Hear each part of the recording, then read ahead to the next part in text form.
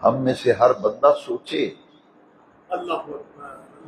کہ اگر گاؤں میں ایک آدمی نشئی آ جائے نا، نشئی یا ایک لڑکا نشے پہ لگ جائے، گاؤں کے 20-25 لڑکوں کو نشے پہ لگا دیتا ہے، لیکن کبھی سوچو ایک نمازی نے کبھی دوسرا نمازی بھی بنایا ہے؟ مجھے دکھاؤ، اللہ کا فضل ہو تو الگ بات ہے، ورنہ میں عمومی بات کر رہا ہوں۔ عام طور پر ایک نمازی اکیلے ہی آ رہا ہے نماز پڑھنے اور دوسرا بندہ نہیں نال لے آ سکیا، پھر سوچو، آپ بھی سوچو، میں بھی، ہم کیا کر رہے ہیں؟ کرنا کیا تھا، کر کیا رہے ہیں؟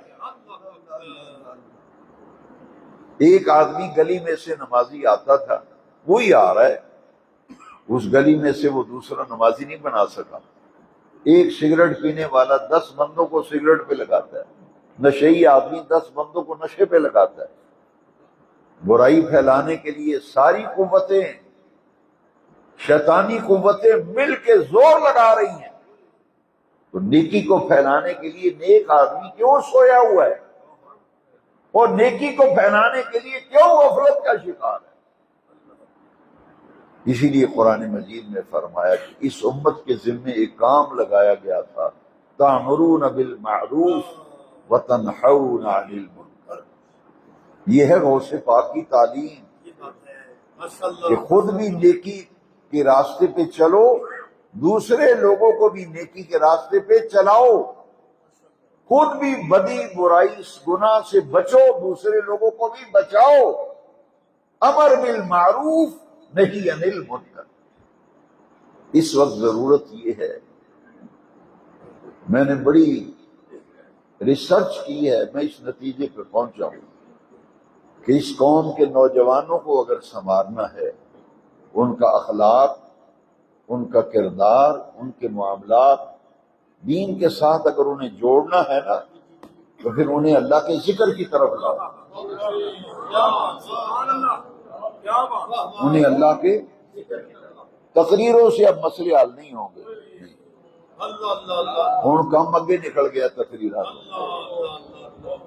اب عمل کی ضرورت ہے، اب عمل کی ضرورت ہے، عمل، ذکر کے حلقے قائم کریں، لوگوں کو بلاؤ کہ آؤ اللہ کے ذکر میں، کیونکہ نبی کریم علیہ السلام نے فرمایا کبھی کبھی جنت کے باغوں میں سے کچھ کھا پی لیا کرو، جنت کے باغات میں سے کچھ کھایا پیا کرو۔ تو صحابہ نے پوچھا حضور یہ جنت کے باغ کیا ہیں اور کون سے باغ ہیں جنت؟ تو نبی پاک نے پتہ کیا فرمایا؟ فرمایا ہوا مجالس اہل الذکر، ہوا مجالس اہل الذکر، وہ اللہ کے ذکر کرنے والوں کی محفلیں ہیں، وہ اللہ کے ذکر کرنے والوں کی محفلیں۔